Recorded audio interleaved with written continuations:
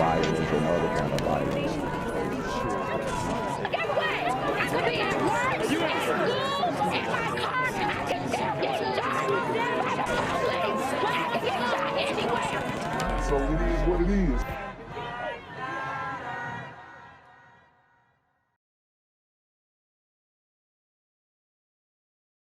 What's good, cyberspace? It's the Black Gen Z Mindset. Make sure you go ahead and like, comment, share, subscribe, and let's get into the video. Now at 5:30, an I-Team exclusive involving an execution-style killing in a Brooklyn nightclub caught on surveillance video. And here we are 3 weeks later, there's been no arrest. Wow. Investigative reporter Sarah Wallace talked to... So you have, execution-style murder in a Brooklyn nightclub in the community. It's caught on camera, and nobody knows nothing. These super gremlins are on demon time. exclusively with the outraged family of the victim. Justice will be served! Amid this family's profound grief is anger. This girl committed a cold-blooded crime, and she's just walking away with it. A homicide caught on surveillance video inside the crowded Hearts of Love nightclub in East New York in the Hearts of Love.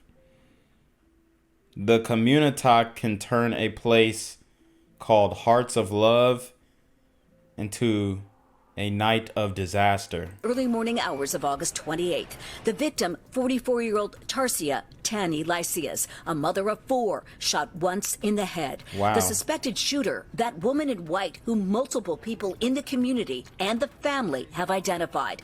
Video we obtained shows that a verbal altercation began outside. Tani is the one in the flowered mesh dress. She was circling her from outside. They had a little dispute outside. Then when she ran into the club, Tarsia ran into her. She ran behind Tarsia. She was on top, already holding her with the gun. Tani can be seen running into the club, the woman in white behind her. She grabs Tani, who was wearing a wig. The gun fell. Wow. She grabbed the wig, man. This is ridiculous. These super sister gremlins are on demon time. And you know, we talk about the hate between black men, but we rarely talk about the hate between black women and how they hate on each other and fake this black girl magic stuff. We've done multiple stories on sisters Xing each other out just like these super gremlins do. So let's not get it messed up. We got some sisters out here doing damage as well. Because she was so close, so it wrapped up in her hair. So instead of her taking the time to take the gun from the hair, she just grabbed the wig and everything and went through the door with the gun and the wig.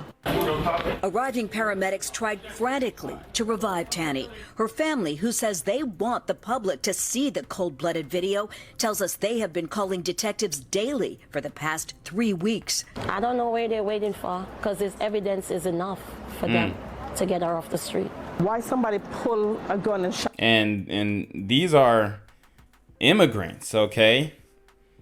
They sound like first or second generation from the motherland doing the same exact stuff. Shot somebody in the back of the head and she can't get locked up. Is she above the law? We just want an arrest. That's it. We want her in jail. This nightclub regular didn't want to be identified, but like so many, he's upset. I blame all the people that was there in the building. I blame every one of them. That's who I blame.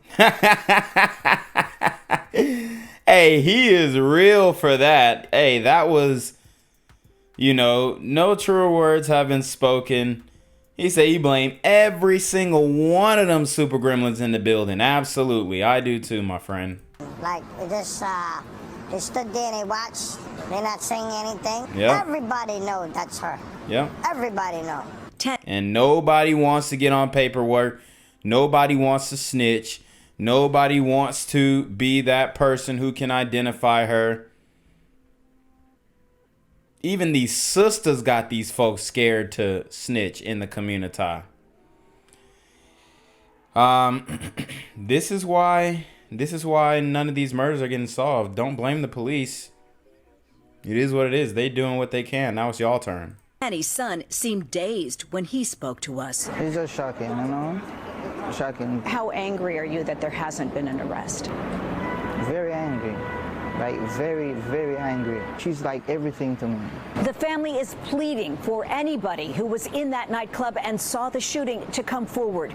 There is a $3,500 Crime Stoppers reward for a conviction in the case. The NYPD and the DA's office would only say the investigation is very active. From downtown Brooklyn, Sarah Wallace, News 4 New York. I'm here on the corner of MLK and Frederick Douglass, where a shooting just took place. And as you can see, it's a pretty rough area. So I'm basically risking my life reporting on this madness. So make sure you do me a favor and hit the subscribe button. Like the video, hell, share the video. And make sure you go ahead and leave a comment down in the comments section to continue the discussion on how we can find solutions to all this son violence in the streets. I'm Jenquavius Jackson, here live, reporting from Atlanta, Georgia, BGZM News 17. President Biden declares the pandemic is over. America's teachers are still getting fired for not getting vaccinated against COVID-19. Wow. Rochelle Garcia is a Brooklyn elementary school teacher of 15 years who was recently fired for not getting the vaccine. See, look how these mandates are negatively affecting the community, the sisters especially. Okay, you got Biden saying that the pandemonium is completely over, like he just snapped his fingers like Thanos and ended the whole thing. Wow, I mean, how crazy is that, right? He just said, yep, no more sickness, no more ill. It's like this man is healing people. Like he's Jesus or something. He stopped the whole pandemic. I mean, this is outrageous. And people fell for it hook, line, and sinker. Don't lie to me. I know you fell for it. I know you did. And she joins us now. You were fired earlier this month, and you just heard the president say the pandemic is over. Correct. What's going through your head right now? So why aren't we back at work? You know, why is Eric, he's not my mayor. I don't call him my mayor because he's not governing the city as he should. So why is Eric not doing his job? And remember, they were saying to Trump, not my president. Now they're saying to Mayor Eric Adams, not my mayor. Shorty's just calling him Eric. No respect. No respect. Why is he not letting the city workers back to work? You have teachers willing to go back to Wow. work, firefighters. So many city workers are impacted by this greatly. People are getting homeless. It's like, why? Why is he holding on to this? It's like, do you have a personal vendetta against us because we made our decision? Like, what is the problem at this point? It seems personal. And you worked in person during the pandemic as well. You went into school every single day that you could, and it seems like you were almost thanked by getting a pink slip. Yeah, like you probably heard people say, we went from like heroes to zeros. Like, you know, we were Heroes to zeros. Everybody saw our point of view. Oh my God, teachers have it so hard. I didn't know. Everybody was empathetic, and we were congratulated. All of a sudden, oh, you don't want to comply? Okay, okay, yeah, bye.